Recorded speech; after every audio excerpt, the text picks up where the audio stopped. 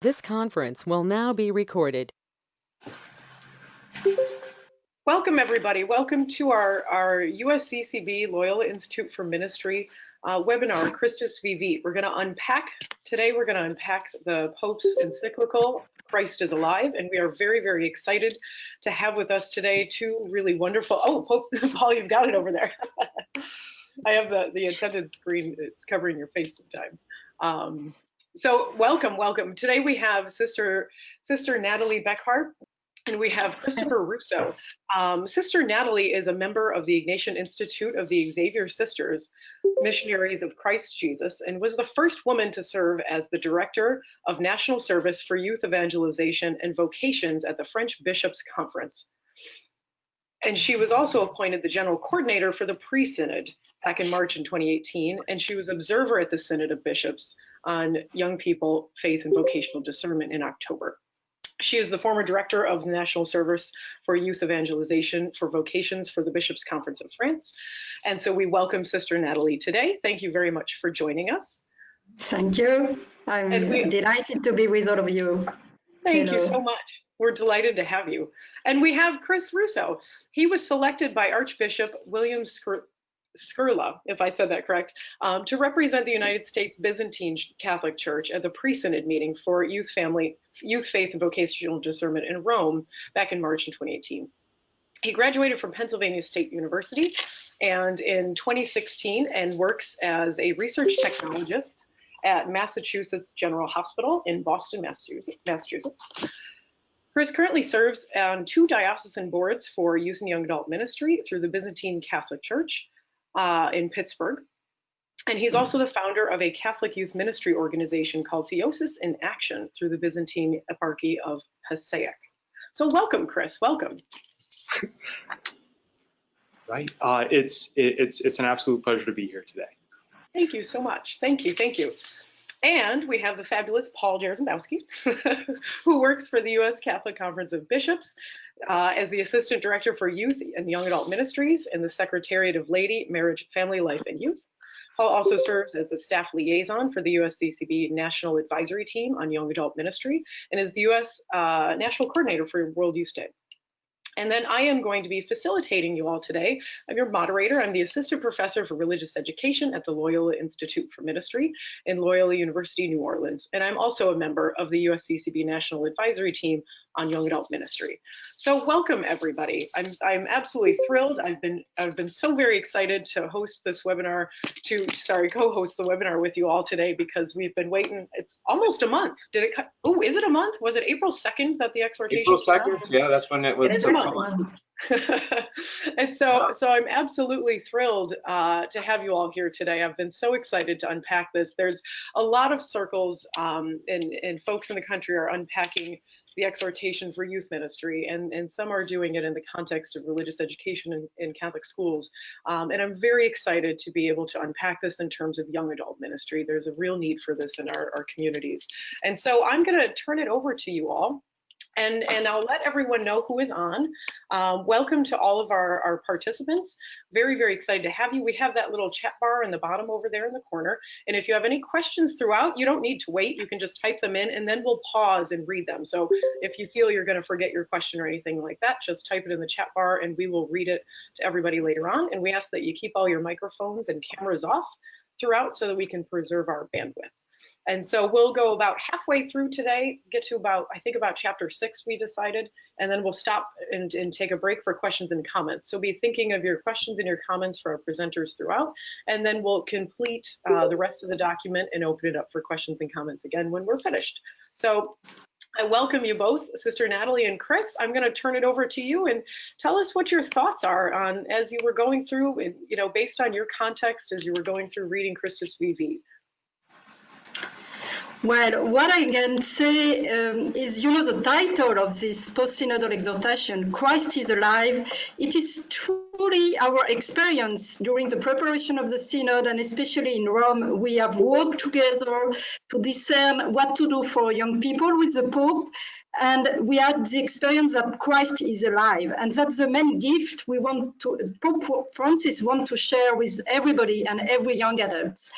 And so the process of the synod, and when I read for the first time this post-synodal exhortation, I was really touched because I could feel that Pope Francis has really listened to the youth through all this process, because also the synodal fathers have listened to the youth have given their voice to help the church to go further.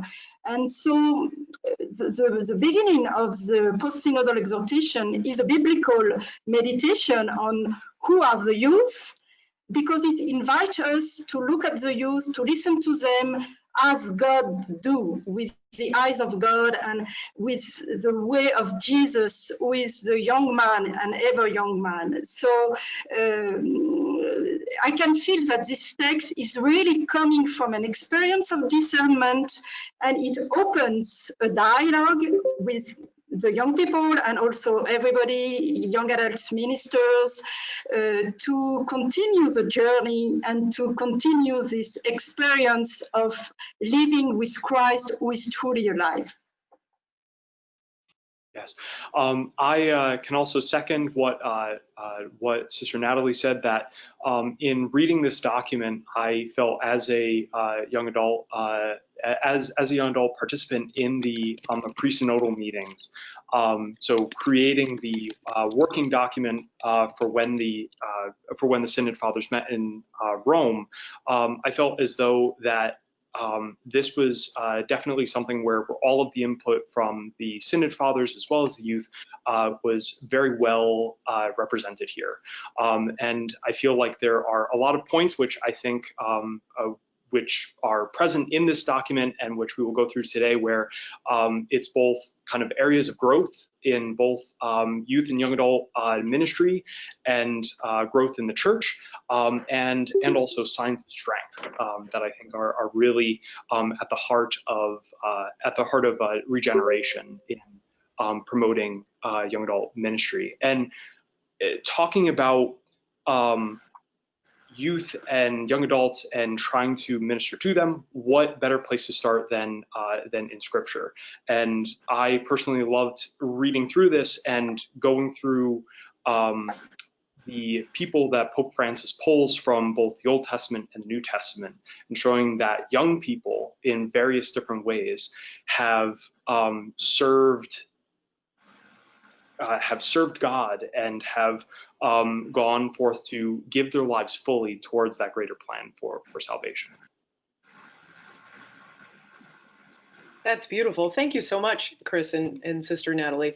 You know, and I absolutely love that the first, opening chapters are all deeply scriptural and all completely about Jesus. I wonder what your thoughts were on especially chapter 2. First, I'll sort of ask, so I don't look like an invisible voice here.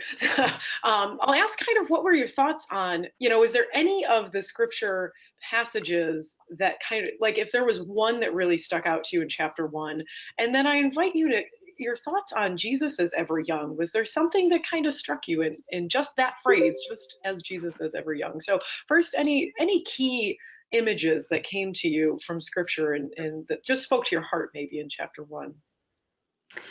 Well, what I can say is that through this image of Jesus ever young, we can see that Pope Francis leads us to think about the youth of the church and the call for the renewed. And that was something very strong at the Synod. What we have heard is a strong call for change.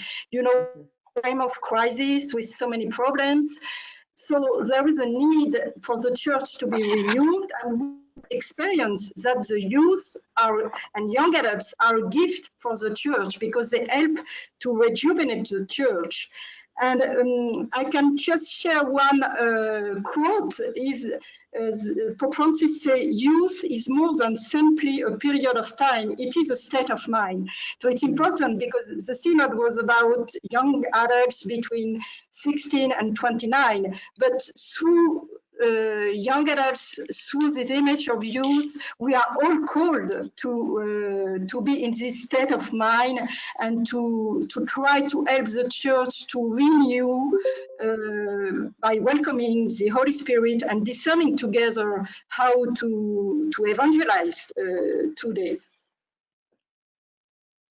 Going off of that further, what really spoke to me in these first two chapters was when Pope Francis, after going through the different Old Testament prophets and different figures in the Old Testament that were young people and that were answering some type of call to service, he then goes into talking about Mary specifically and Mary's response to the angel Gabriel. And this really stood out to me because I think a few people like really go back to think that all of these figures were young people, and to look at Mary as a young person and answering a call that was so full, and going beyond that, saying yes without wavering. And I feel like she is that kind of perfect image of what young people strive to be, is not responding to the Lord yes and then say like, okay, well, we'll give this a try, but saying yes fully to the plan that he has for us.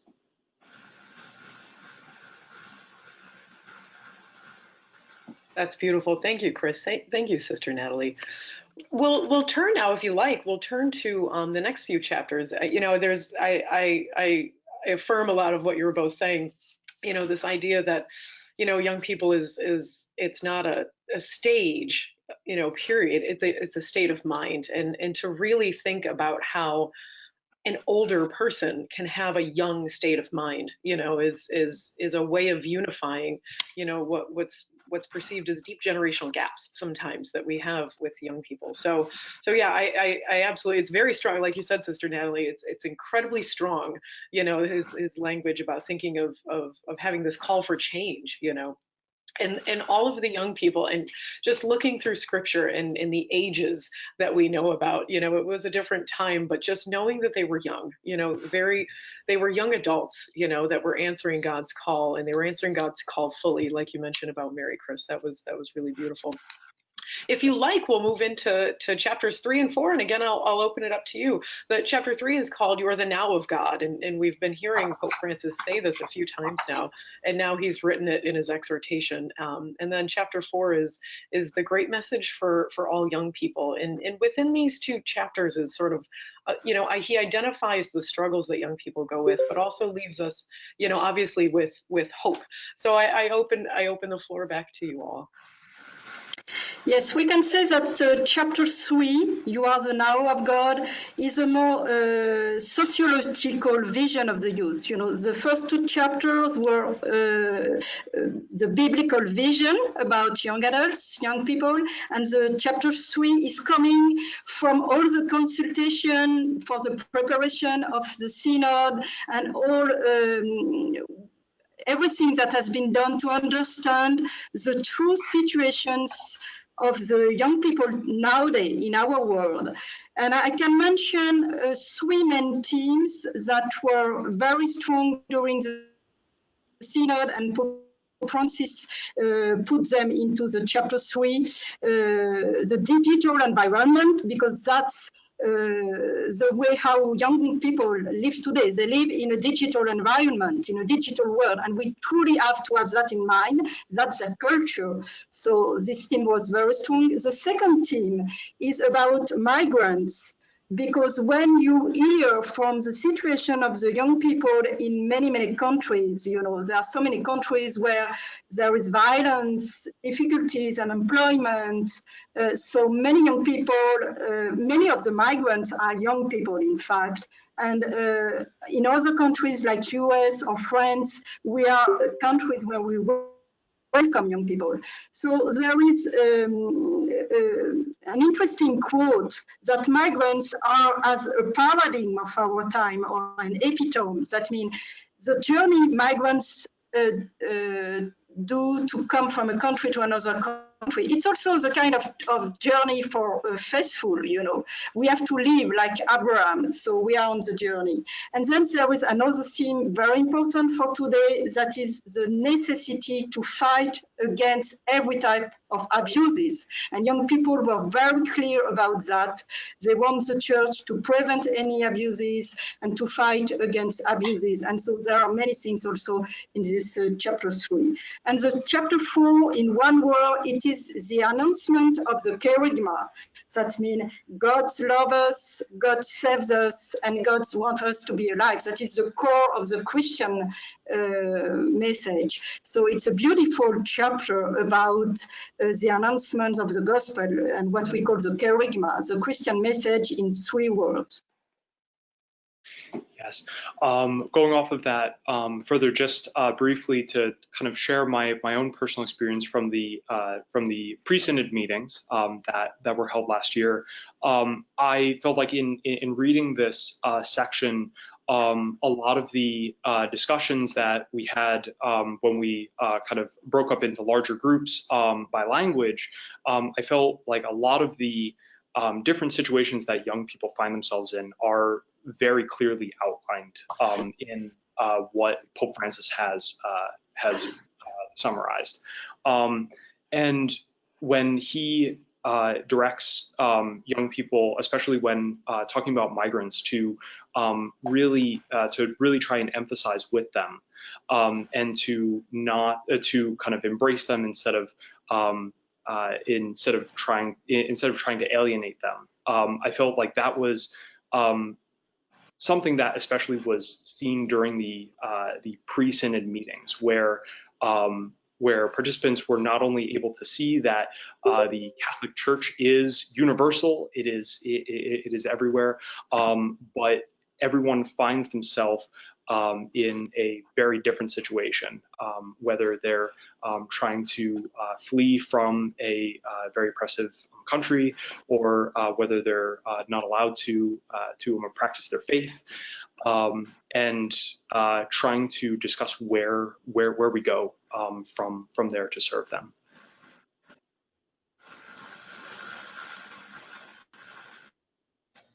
Excellent. One of the things that one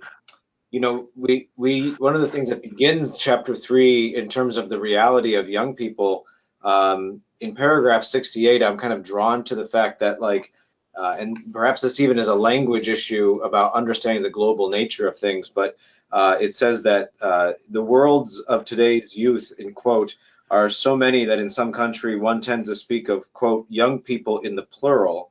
The age group considered by the Synod, 16 to 29, does not represent a homogeneous category, but is comprised of distinct groups, each with its own life experience. And I think that's one of the things we experience here in the United States, is we use even different terminology to speak about youth.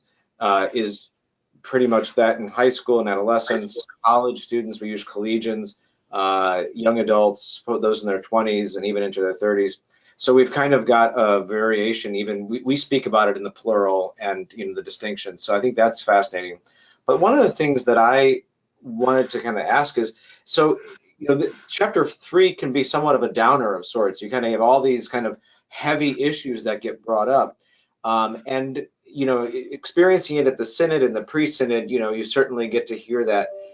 But for somebody who perhaps doesn't have, isn't engaged in international conversations on a daily basis, or even has the opportunity to go to a Synod like this, what does knowing the struggles of young people in other countries or other circumstances, how does that impact young people in your own home country? Why should a young person from the United States, for instance, care about the plight of young people in other countries?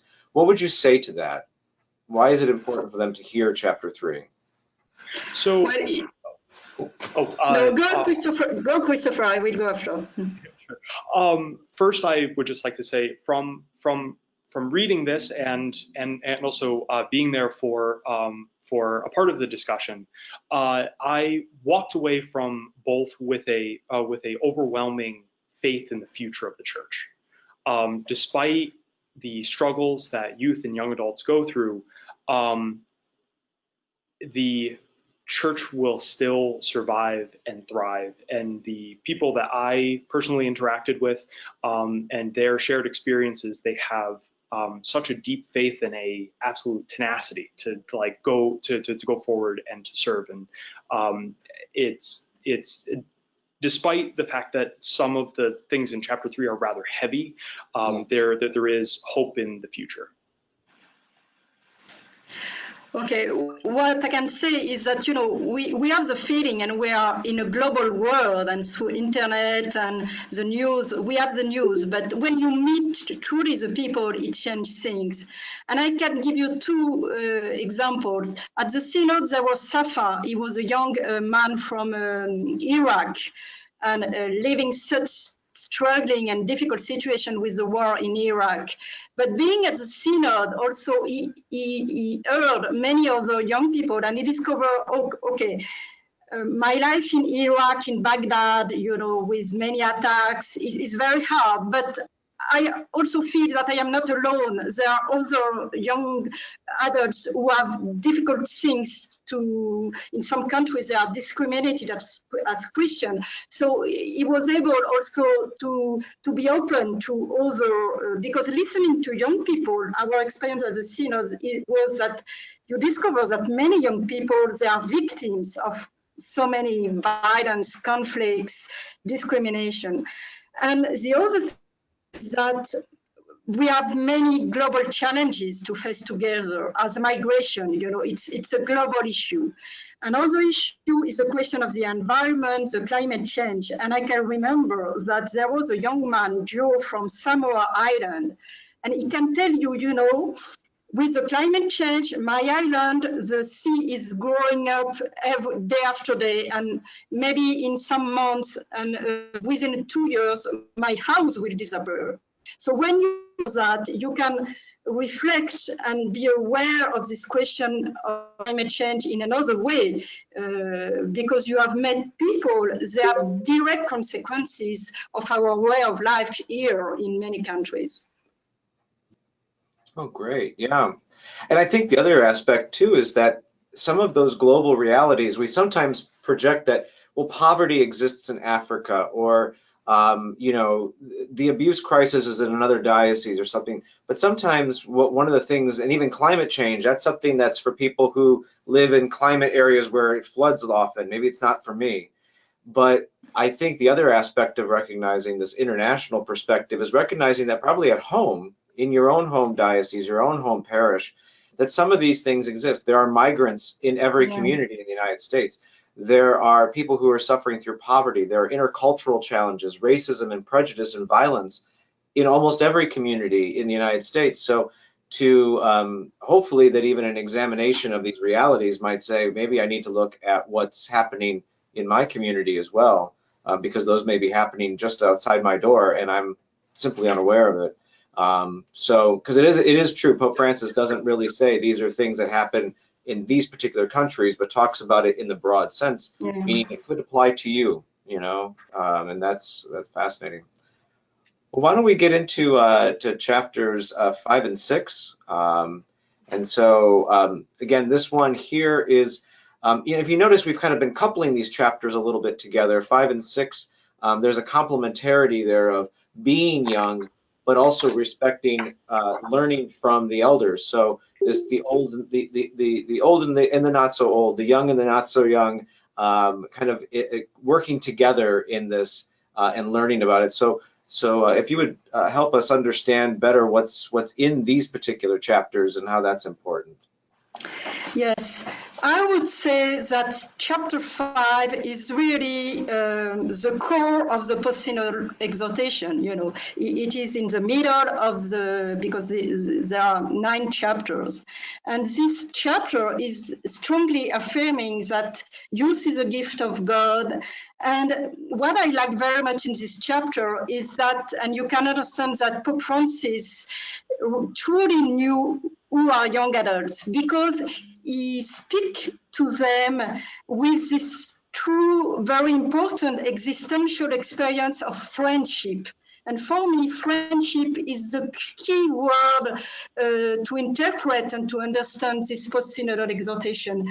So, Pope Francis tells to young people, every young people, they want to have friends, and friendship is very, very important in their life. And Pope Francis is speaking to them to present them the relationship with Christ as a close friendship. And I really feel that it's truly powerful because it can touch young people through the experience in their lives. So this long chapter is a chapter to invite young people to have a very deep encounter with Jesus Christ, like with a close friend, and then to follow him, to commit their lives to others, and that's about what you told before, Paul, how when you look at this world with all the challenges, the problems, the poverty, the difficulties, young people are called to serve the others and to change the world. And then chapter 6 is about this key issue and what is the big vision of the Synod. In fact, it was to open an intergenerational dialogue between young adults and elders. And you can notice that when Pope Francis, in many speeches, when he speaks about young adults, he always speaks about the elders. And his vision is that if we have this good encounter between elders who have deeper roots, who are elder, who have maybe more wisdom, more experience of life, with young adults who are the now, who have energy, who have ideas. If we are able to have this good encounter, then we can do so many things and the church will be alive and our world will be better. So the key issue of the synodal process, it's a journey of dialogue and encounter young adults and elders.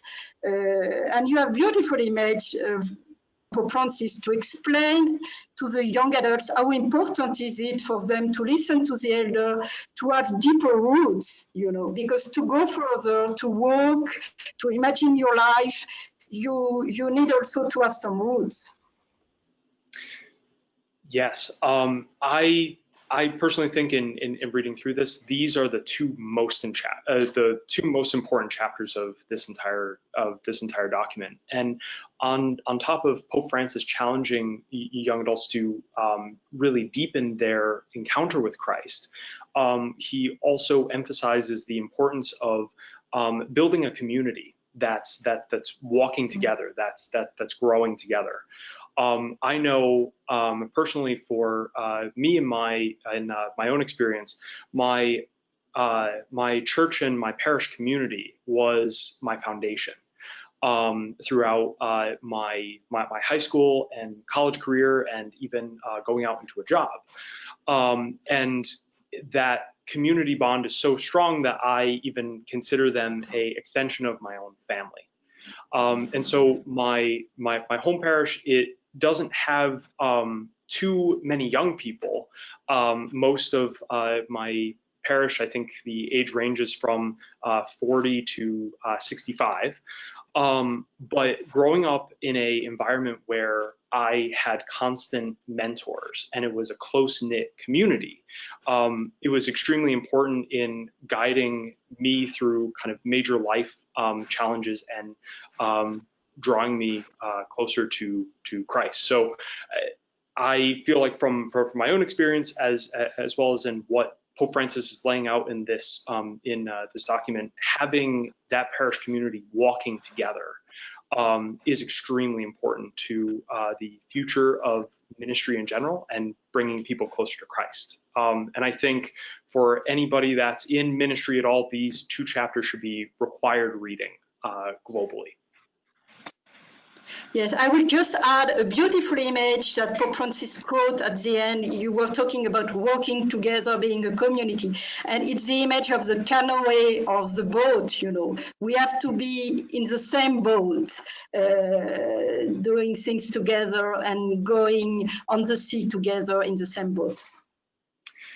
Yes, and I'm going off of the image a little further. I loved how Pope Francis describes that the older generation is at the rudder, looking towards the stars, and that young people, they're their own protagonists in their journey, but guided by the hand and the dreams of the generation that's in the past. And that image of those two working together, I think, really is a great model for parish communities worldwide.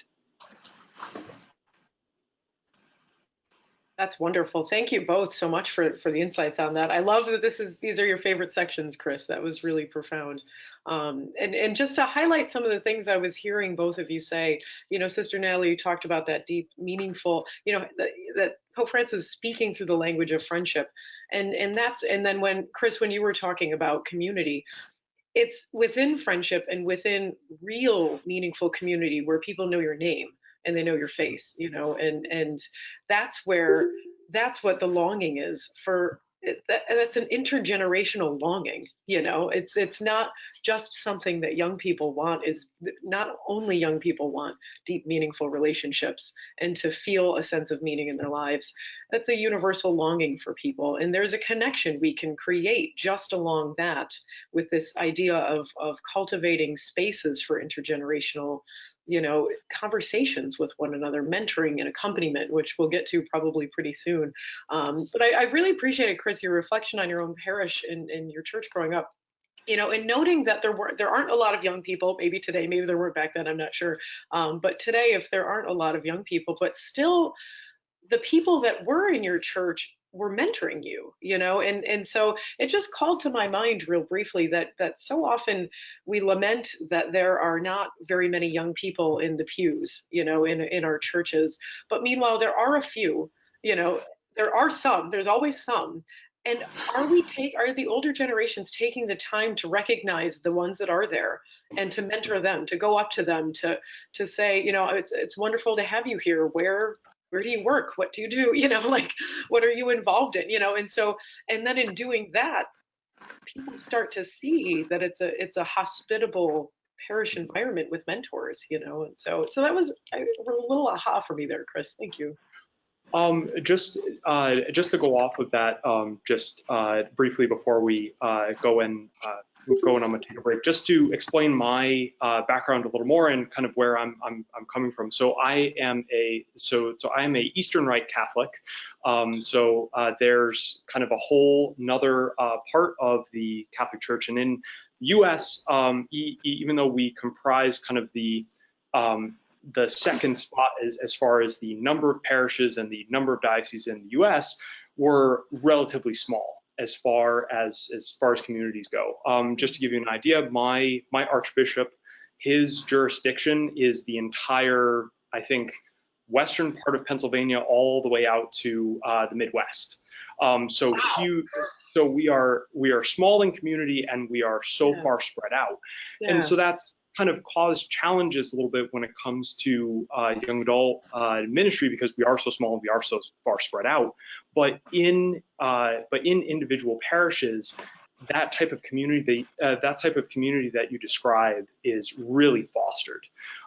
Where I find personally in my own parish, I did have those mentor figures, and because we are so small as a part of the Catholic Church, when we all come together for a national pilgrimage every year, it's almost like coming to a family reunion, where even though we are so far spread out, young people and old together, as Pope Francis describes later on in the document, are celebrating together. They're walking together. So yeah, just to kind of go into a little more depth on that. That's beautiful. That's beautiful. Thank you. I appreciate that perspective. And I'm unclear sometimes on how large, of an area that one archbishop could be overseeing. Yeah. I like the fact that this webinar, in a way, Pope Francis has kind of told us whatever, even if your community starts to look in on itself, it's really just an extension of its own ego. And kind of challenging us to look, and so in a way, this webinar being able to see the perspective of the Eastern Rite, being able to see the perspective of France and Europe, and how they're, your experience there.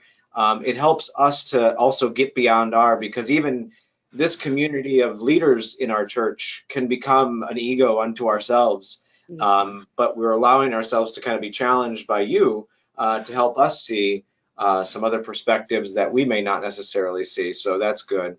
One of the questions that came in was this image of the boat that I know that Joe from Samoa had kind of crafted for the synod, and has it made its way into the exhortation.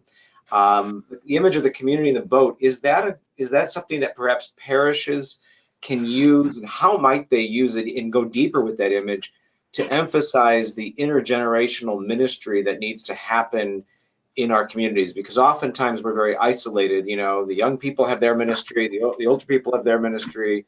How can we kind of take this image of the boat and even go deeper with it, and how can we help our parishes understand that joy? I think that's kind of what we're reading, what's being asked here. Yep. I'm happy to speak about that because I have very much this image. I am a seafarer, a skipper, and I have been leading many retreats for young adults on sailing boats. But we can remember that the boat is the first image from the beginning of Christianity, the first centuries, to speak about the church. They spoke about the boat, and you can see in the Gospels that Jesus took his apostles in a boat. So what can this image of the church give us? What is the sea? It is a place where everything is still moving, It's not fixed. So it's like an image for a synodal church. That means the other image is a pilgrimage, A synod is about walking together, being in a pilgrimage together. And so what I truly take from the synod and about youth ministry and from all my experience in France, if you want to be with young adults, to walk them, to be in the same boat, you have to be a church on the move, And the key words that Pope Francis gave us, and that was exactly the word I always gave during my talks and lectures in France about youth ministry, It's creativity, audacity, flexibility, proximity, participation and co-responsibility. How can you be on the same boat and sailing together? The only way is truly to be a team. And on a boat, and especially if you do sailing races, each one has a place, has to do something. You have to communicate together, and moving on, you have to look at what is happening, the wind, and that's exactly the way to do with the Holy Spirit leading us and trying to listen together where to go. So Pope Francis told us, and that was my motto, we can say that is, we are in liquid societies, where in a changing world, and we are called to be a synodal church and to develop a synodal pastoral care. That means synodality is the key for the evangelization of the youth. That's a way exactly you were. It's exactly what you were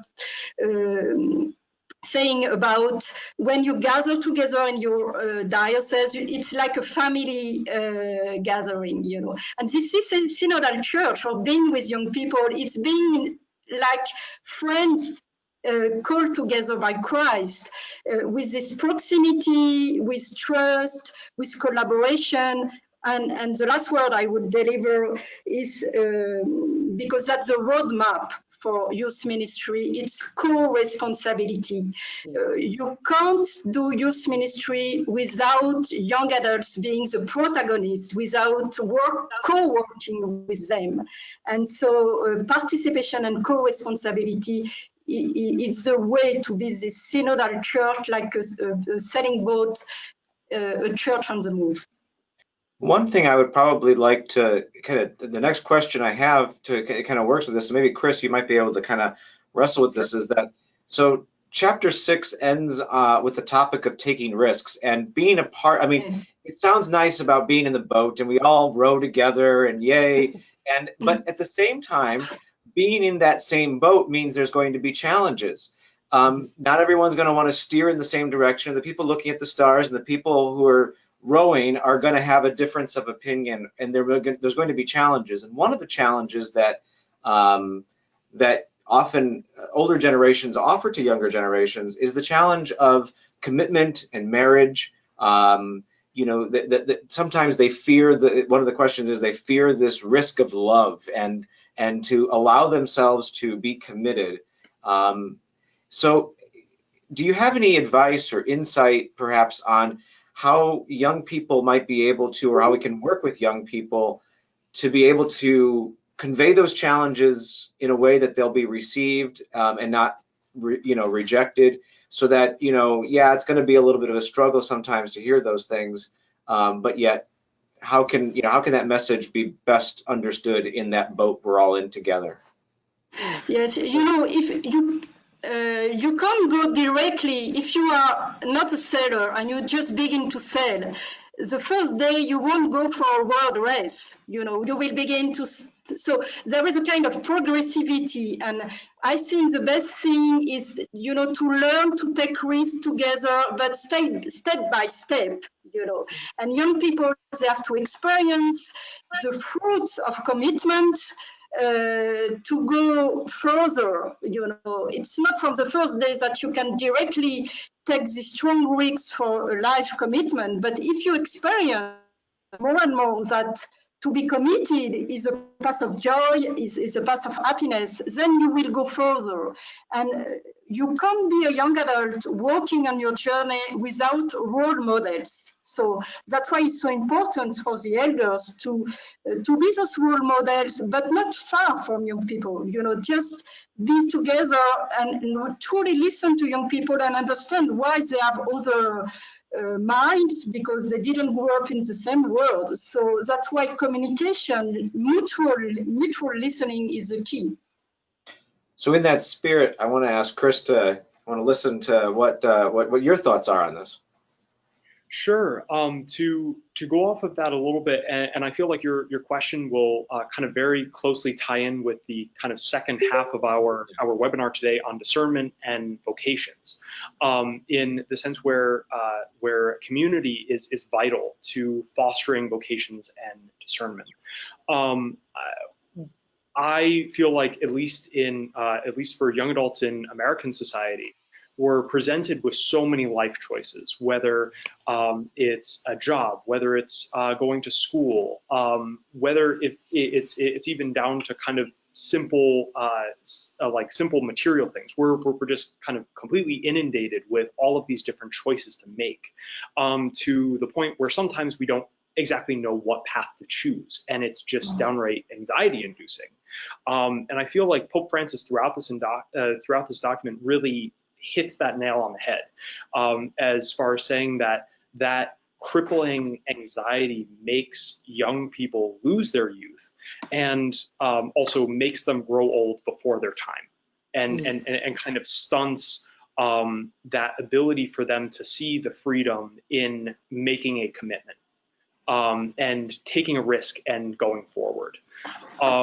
I know for me, personally, when I was at school, when I was going through my undergraduate program, I had some very good family friends that were Franciscan friars, and their monastery was right down the road. And so to be able to have a church community outside of my own home, I was at school, and to be able to talk to them and to see their witness, and to have them as mentors, as people that essentially, as Franciscans, they are giving their entire lives fully to God. And hearing from them that before they had their vocation and before they made a certain choice, they had other choices that they made. They had another life before that, and having that guidance and having that witness of saying it's okay to make mistakes, and all of those mistakes and all of those life choices lead to a much greater purpose. But what you have to do first is actually take the first step in actually walking towards that journey. Excellent. I think you're Well, right, Chris. It definitely does go to that concept of vocation that we're getting to, because so many times there's this impression that young adults have about that a vocation is like one thing, and if you miss it, you've done it right. So like the nervousness that you're talking about, taking that risk, I think kind of wraps around that discussion of vocation a little bit too. So, and I won't go into that, but I can definitely hear what you're saying there. Paul, go ahead. What were you gonna say? No, I just for the interest of time and be able to dive right in, let's get into probably some of that and get into chapters 7, 8, 9. So we have other questions that are in there. We'll hopefully be able to grab those at the end as well. And because a lot of them pertain more to what's about to come here. So great to get some perspective on chapter 7. And again, I know it's titled Youth Ministry. Again, just for the sake of it, we've also retranslated it into youth and young adult ministry. Translation is kind of a key thing in kind of the conversations about this. So again, I would invite our team to be able to kind of unpack chapter 7 for us. Now, we know that, just for our audience, we know we'll have actually another webinar actually to go even deeper for it. So if we don't get everything responded to here, we will have another opportunity, because this is a very big chapter to unpack, but have at it. So in this chapter, Pope Francis gives us 3 words for young adult ministry, and what kind of pastoral care is it? So the first word, it strongly affirms that it must be a synodal pastoral care, and I have already talked about that, and Christopher also. That means to be in the spirit of the church, on the move, together, listening to the Holy Spirit, where everybody is active, can participate, give its voice, and we are discerning together. So that's synodality, and that's the way to be a youth minister today, to be this synodal church. The second very important word Pope Francis gave us, he says, young adult ministry has to be a popular pastoral care. What is popular? It is about the people of God. And it was very strong at the synod that this synod is not only for very committed Catholic young people. No, it's about all the youth. And the synod said all the youth, all the young adults in the world have the right to be accompanied, have the right to listen, to discover that Jesus is the way. So it's, the third word, it is linked to the 2 previous, is our youth pastoral care has to be, I mean, we have to go to the periphery. We have to deal with all the youth, not those who are very already in the church. Of course, we have to train them, we have to continue the journey with them, but we need to be aware that the church is for everybody. Well, the gift of the encounter with Jesus Christ as a close friend has to be announced to all the youth. And so, synodal, popular, missionary, pastoral care, that's the way to be a young adult minister today. And Pope Francis called us, to try to outreach. That means we don't have magic solutions for evangelization. We still have to continue to experiment, to take initiative. But the purpose of young adult ministry is to help young adults to grow. So the word growth is very important, to help them to grow spiritually, but also as human beings. That's the way the young adult ministry from this post-synodal exhortation. That's why the key word for your young minister is to be accompanied, to accompany and to be in this way of working with the youth and accompanying them. Yes, I totally agree with that. I feel like when we talk about young adult ministry, or well, I should say youth and young adult ministry, because I feel like in most places in the U.S. we kind of like separate those two into kind of separate groups. I feel like in many parish communities there's kind of a lot of frustration on where to go, like what reasonable steps do we take to reach out to young people, and so Pope Francis kind of talks about kind of approaches that some parishes have taken, and others that might be beneficial, and I feel like he's really saying that there needs to be some type of journey and accompaniment.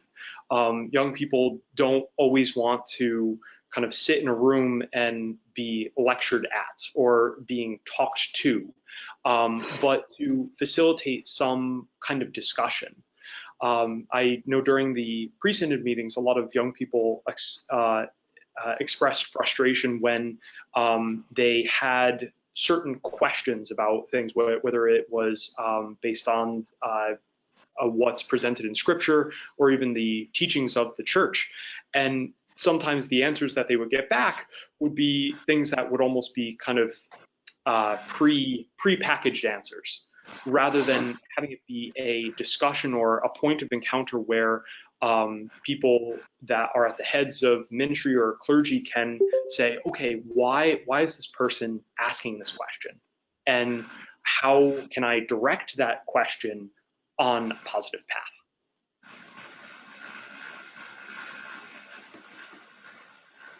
So go ahead, Paul. Yeah. Yeah. So one of the questions that I think would be fascinating for us just to get, because we've got this privilege of having your perspectives from the Ukrainian Catholic perspective and from France's perspective.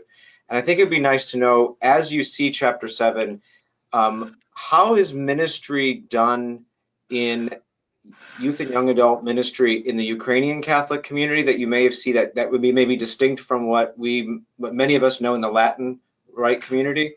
And how is youth and young adult ministry done in France that may be distinct from what you're seeing in the United States? And just a caveat, the reason you see a bright sky behind Sister Natalie is because she's actually not in France. France does not have a 24-hour sunlight, although maybe it does. But she's actually here in the United States studying, so she's with us here. So you've been able to see kind of some reality. I mean, all throughout your life, you've probably been seeing the differences between what ministry looks like in different continents and different countries. So I'd be curious, from your perspective, how are your particular communities seeing youth or young adult ministry, especially as it's kind of in reflection of this chapter? It just might give a snapshot that might help us better understand, again, get a global perspective on what ministry looks like. Well, I'm not sure there are so many differences, because even if young adults are different in different countries, there are so many common things between United States and France. But maybe one of the difference is that in France now we are rather, a poor church. There are not so many priests. We don't have a lot of money, so we don't have so many professionals, lay ministers. But what I have seen, I have been working for 10 years at the Bishop Conference. We have more and more young adults with great responsibilities. So now in some dioceses, you have a young adult who is a coordinator or the diocesan youth office director. We have more and more young adults involved in team. And in our university chaplaincy, for instance, the key word is co-responsibility with young adults. So, and I truly think that it is the key, to have young adults, to empower them to be ministers. But usually in France, some are professional, lay minister, but also many are volunteers. And we emphasize strongly, and that was my speech at the Synod. I really think that the key for young adult ministry is to work with teams and to have a teamwork, a diocesan team or a national team or a parish team with young adults, priests, sisters, lay people, men and women. You know, the more diversity you have in a young adult team ministers, I think the more fruitful it is to reach a diversity of young adults also. So that's something I could share with you. We strongly emphasize the necessity to work with those diverse teams and to have young adults with great responsibilities so that they could be protagonists. Thank you. Chris? Sure. So in the in the various different Eastern Rite churches, I can just kind of speak from my own. We have 5 major dioceses throughout the U.S. And as I had described previously, it's been both having, like, being a small part of the Catholic Church has been in some ways a strength, but in some ways it has also offered quite a few challenges. At the moment, there's been kind of no major coordinated effort amongst the dioceses to really foster youth and young adult ministry. The only major event nationally is there's a coordinated effort amongst the different Eastern Catholic dioceses for a youth rally that's held during, I think it's every 2 years. But as far as ministry to youth and young adults, it's mainly, it varies from parish to parish, and each parish will have varying resources. Some may not have the finances to go forward, or even the direction go forward. At the moment, in my own diocese, in kind of response to the synod as well as this papal exhortation, my bishop has been trying to devise ways of trying to fill this void that we have in ministry, where we have some things for youth, but nothing for young adults. So people that are in university settings, or they're going into their first job, and they're moving about the country trying to find their own parish community. So he has been trying to kind of fill that void, and I've been myself, as well as a couple other people, have kind of gained the responsibility, and we're working with our bishop directly, kind of in a similar situation to what Sister Natalie described. I will just add something that could be interesting for you. In France, we have a strong experience of diocesan synods. So most of our dioceses, they have already had a diocesan synod, or they are currently have a diocesan synod. And many of them also, and it's very interesting, they have organized a diocesan synod on that now. And most of our very initiatives for young adults came from those dioceses who had allowed and implement a synodal process on youth with the youth. And then you have some fruits, and we have very interesting initiatives after the synodal process, diocesan synod on youth. So maybe that's something that could interest you.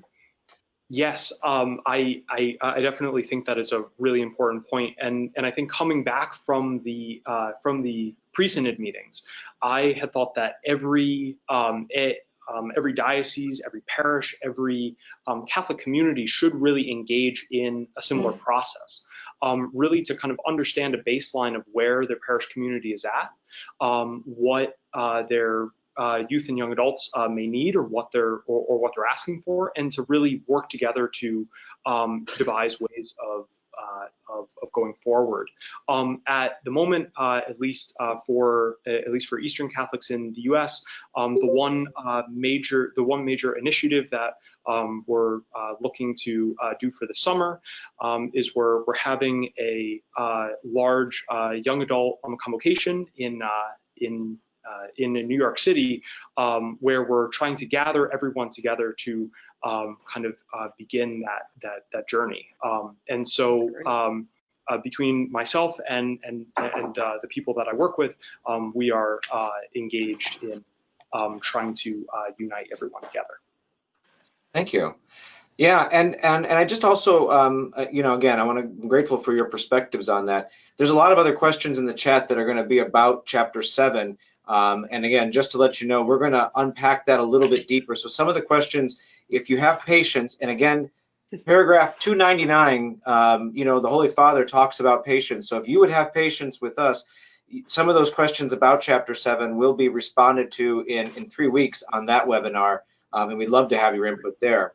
But as we kind of close out, we have chapters 8 and 9 to really kind of unpack before we go on our way. And so, Tracy, why don't you take it from there, and I'll leave it in your hands. So. Thanks so much, Paul.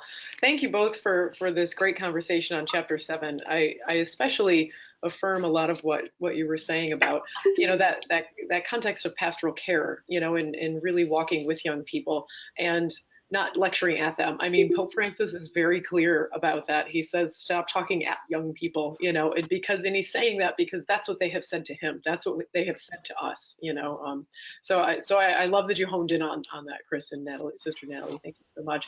So we'll move into vocation and discernment. And I want to kind of draw everybody's attention to the chat bar. There's a really helpful conversation going on about chapter 7. And I think that we will take this up a little bit more in our next webinar, but a very helpful conversation going on about what Pope Francis means by the word popular, because he put it in quotes. So if you haven't been following that, Nick Stein, who is also on our team here, he's got some really good analogies and conversation down there for you. So I'm going to leave that to the chat bar there, because we'll be running over time here. But we will certainly pick that up again on May 23rd, our next one. So I give it over to Chris and Sister Natalie. Your thoughts on chapters 8 and 9 on vocation and discernment.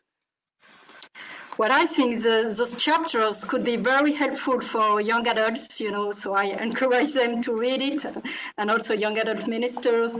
Chapter 8 is about what is a vocation, and we know that for many young people and young adults, it's not very clear what is a vocation. But the choice of the Synod, the choice of Pope Francis, is truly to look at vocation and to understand it in a broad sense.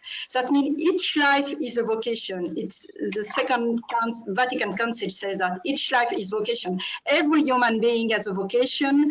It is a call for life, a call to life, a call to friendship with Jesus Christ as we are baptized, a call to holiness, a call to love and serve the others. And I like very much this quote coming from Evangelii Gaudium. Pope Francis says, and he tells us, I am a mission on this earth. So the purpose of vocational discernment is to discover what is your mission on this earth, according to your call, to your gift, to your history, to who you are, how you can. So the understanding of vocation is a missionary understanding. A vocation is not okay. It's a way for you to be happy, but not just with you. It's a way to be happy by making the others happy. I like this definition. Your vocation is the way to be happy by helping the others to be happy. So it's a mission, So our fundamental vocation is a call to love and a call to serve the others, but we have to discover how to do it. And that's why the chapter 9 on discernment, it's really a roadmap for young adults with very practical advices from Pope Francis about how to discern your vocation. That means the way where you will become happy by helping the others being happy. It's a way to transform the world and to serve our world by also serving the church.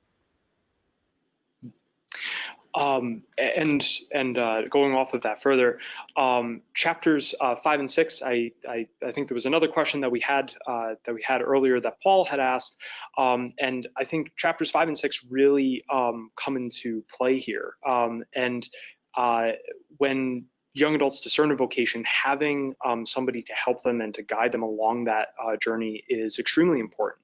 And no matter what path the young person takes, just having a person there to guide them and to help them recognize Christ at every step of that journey. Just for my own example, I have been discerning a call to the diaconate. At the moment, I graduated college. I am working in my first job. I am also working to pursue a graduate degree. And congratulations. Thank you. I really appreciate that. That was exciting. Sorry. Yes. Yes. Give me just a moment. Sure. I tried to reserve a conference room and I keep being moved. Give me just a moment. I totally understand. But yeah, while you're moving there, I think, making that connection that you had mentioned to chapters 5 and 6, just that whole idea that, to have mentors means we need the voice and wisdom of other generations, and to really understand our vocation, we've got to hash it out with somebody else, and like you said, Sister Natalie, to be in relationship, and to be fully human means to be in relationship. And that's really what's coming out so strongly here is your sense of vocation is not just who you are, but who you're called to be for others, as you had mentioned. So yeah, go ahead, Chris. I thought I would just help you out while you're walking there. Sure. I'm so sorry I have to move. But just to kind of continue my story a little further. So what? No worries. There's a delay. I think. Keep going. Yes. So to kind of continue my story further, I personally believe that I have a call to serve Christ in some sort of role of clergy in serving the church, and so I went to school, I graduated, I started my first job at Mass General Hospital in Boston. I work as a researcher studying various different types of genetic disease.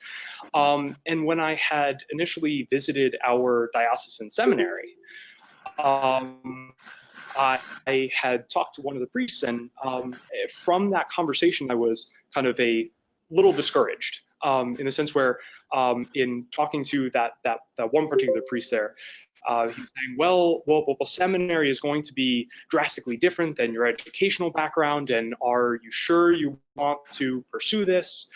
And I got the overwhelming sense that at the time that the church was looking for more theologians and people with a philosophy background than people like myself who may come from a different background but recognize a certain call. I know now personally that the work that I'm doing, even though it's not directly related to the church, I recognize God each and every day in the work that I do. I work under a geneticist, and I find it amazing looking at data and charts and seeing the biological handwriting of God that's imprinted on every person.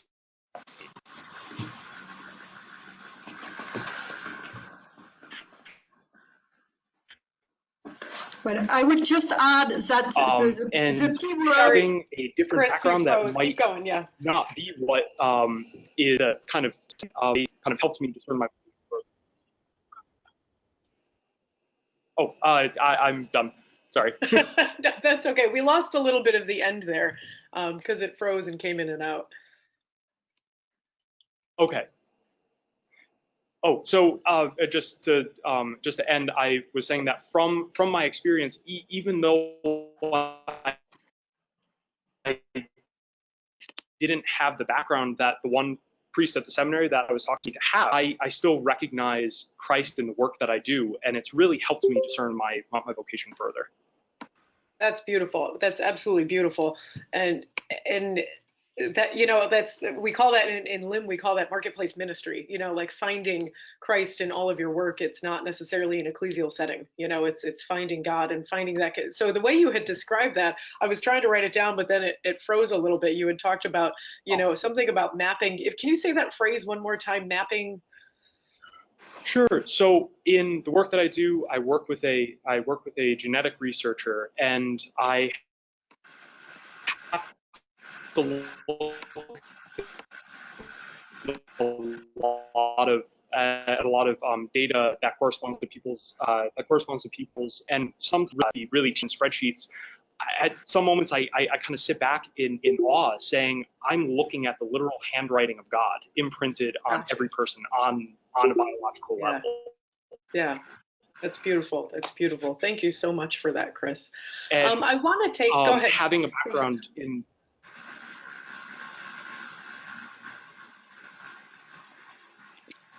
I think we have a little bit of a delay, Chris, and I feel like I'm cutting you off, and I don't mean to, but it freezes, and then I thought you were done, so my apologies for that. We're getting close on time here, and I really, really appreciate your reflections on these chapters. They're really powerful. Sister Natalie, you said that young adults should read these. I agree, like, and maybe start here, not every young adult is dying to unpack an exhortation, which is what we're here for, to try and help unpack it for you. But if you are truly, prayerfully discerning your life, and wondering how to even start doing that, these are the two chapters that are really, really powerful. And so I want to open it back up and give a couple more thoughts here. Again, we really have a wonderful discussion. I thank all of you for following up on that discussion on popular use ministry here in the chat bar. So please, everybody, sort of go back there and kind of read through. Nick's got a couple really great links that he's put up there, and the example of Father Greg Boyle here in the United States is a really good example of someone who is following that model of a popular young adult ministry. So I want to invite any other questions or any other thoughts that anybody has. We've got a good discussion going here, and we had a question above, and maybe we'll leave with this question, and then I'll give it over to you all for your final thoughts to close us up here. But we did have one question on way in the beginning about any implications on the document for marriage prep and ministry to newly married. We have some folks on here that are dealing, in their ministries deal with marriage preparation. So any thoughts that you have on what the document speaks to marriage preparation in newly married couples that are young adults?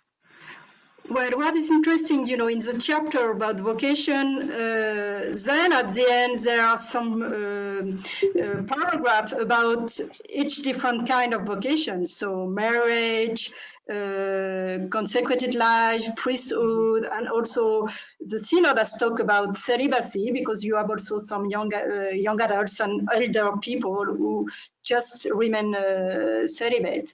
So what I would like to say as a closing word is that vocation is about an adventure. It's a journey. It's a mystery. It's a path of discovery. And so as it is an adventure with many challenges, I think there is a strong call, and that was because we have to remind that this Synod on young adults is coming after 2 synods on family. Mm-hmm. And so the previous post-synodal exhortation was Amoris Laetitia, about the vocation of marriage. And so there is a strong call for the church today to help young adults to prepare to be married, but not only to accompany them until the wedding day. Yes, the first years of marriage, we know that, and also all the journey of being married, it's really an adventure. It's like taking risks to go for a road race on a boat. So you need also some spaces, some place to reflect on your adventure, on the challenges. And so the church needs to support young couples, and I think that's very important. And last Tuesday, I was speaking about the Synod in Chicago with a young woman who was observer at the Synod, Yadira, and she was appointed to the Synod just 1 month after her wedding. And she said the same thing, and our young husband was there. We need to be supported, trained by the church. And the best way, when you speak about accompaniment, that was something from the Synod. It's not only about personal accompaniment. There is also a strong need for communal accompaniment. So the best way is also to be an inclusive community together with different kind of vocations in this mutual support and mutual accompaniment. Thank you, Sister Natalie. Go ahead, Chris. Yes. So going off of that, I will say that it's like as far as looking towards marriage preparation, I think community is extremely important in really facilitating that and strengthening the idea that we are working together, and having people become a part of a community. I feel like later on, those married couples and those young families will ultimately become a part of that community and want to seek to journey together with them. Right. So very important. We had in our first webinar in the series, we had the auditors a few of auditors and observers from the U.S. It was back in November, coming right off the synod, and that was one of the things. I think it was Jonathan Lewis who had said, to envision all of your ministries in the parish as young adult ministry. Like all of. And so marriage preparation, RCIA, envisioning those as reaching out to young adults. And so taking the words and the fruits of this document and really saying, is my RCIA program accompanying young adults? Is it forming small, meaningful communities with young adults? Is it giving them those opportunities? Is our marriage preparation program doing that? Or is it only teaching them the doctrine of the church on marriage? And so like taking that kind of back and forth in every ministry that we have, especially DREs and parishes. And again, this is very much with Chapter 7, a DRE or a CRE in a parish, you have young adults who are parents of the children in your ministries, and so how is First Communion preparation a way to reach out to and accompany the young adult parents that are there? So it reminds me of a previous webinar that we had in talking about how to envision, and that's, we do that with evangelization too. How is every moment in the life of the church a moment for evangelization as well, and to re-envision evangelization as accompaniment with young adults is a beautiful way to envision it as well. Does anybody have, and thank you, Michael Horace, he put up, we have a comment that they love the graphic here, and I had mentioned that as we started, and I think that's the link that Michael Horace put up for you, Sister Natalie, because those are really wonderful graphics about the document. I want to, before we close, is there any last final thoughts? Did you say everything you were hoping to say today? I thank you both so much for being here. I want to give you one last chance to just say anything, any inspiration that you want, and if you feel you're finished, it's fine as well. Well, I just want to say thank you to everybody, Christopher, Tracy, Paul, and all the participants of the webinar, because doing that, we can feel that the spirit of the synod, the fire of the synod is continuing. And my last word will be, the synods need you. The synod needs you, and you have a responsibility to implement this synod. Important step is this reception of the synod in our local churches with a new. Pope Francis didn't want to give us very detailed guidelines, because he says then we have to culturation and to adapt those guidelines in every local situation. So that's the homework for all our participants, and I thank you, everybody. That was beautiful. Thank you. I would also like to thank everybody for joining us, and thank you for the wonderful discussion that we've been having, and to Tracy, Paul, and Sister Natalie. Thank you so much for all of the work that you've been putting into this webinar, and also the pre-synod and synodal process. I know that it was a monumental amount of work, but in all of the people that were there in Rome, you touched the hearts of everyone in that room, really and truly. And it gives me great hope and faith in the church going forward. Oh, that's beautiful. That's very beautiful. I cannot thank the two of you enough. This was really, having a webinar that really highlights the synodal process, and the universal nature of our church is a real gift, a real gift. And having the two of you here really highlights that for us in the context of the United States. So I deeply appreciate that. I want to let everyone know, if you look at the chat bar down there in the bottom, please take the survey. We had a few people respond to the survey on how our webinars are kind of going for you all, which I think is this one right here. This slide here. And somebody had mentioned, having kind of changing the time up a little bit. And so we're doing it. So my point is, we take your feedback very seriously. So our next webinar, we're going to host it in the evening on Eastern time. And so it's about 5 o'clock Pacific time. So we're going to host really taking what we've learned today from our panelists and really seeing what the practical steps are for this. And we had a lot of questions sort of going towards that today. So stick around with us for May, I'm still living in April, for May 23rd at 8 o'clock Eastern time, 7 Central, 6 Mountain, 5 Pacific time. Again, we had a couple questions. We really want to hope that those ministers that are working, people that work during the day, that they can try and attend a live session. The recordings are great, but sometimes it's so much better to have a live session. And so, and then we also have a registration link that we'll type into the bottom there.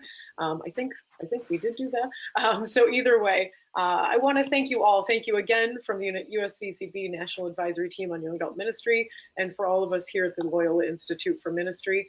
Anyone that is considering, furthering their degree in ministry and theology and in spirituality, definitely consider joining us. We have a real dynamo program, and it's fully online as well. So, so I thank you both so much for joining us, and blessings in all of your ministries, and also happy Easter as well as we go forth in the season of Easter. So thank you both so much. So much. All right. Bye-bye. Thank you. Thank you. Goodbye. Goodbye.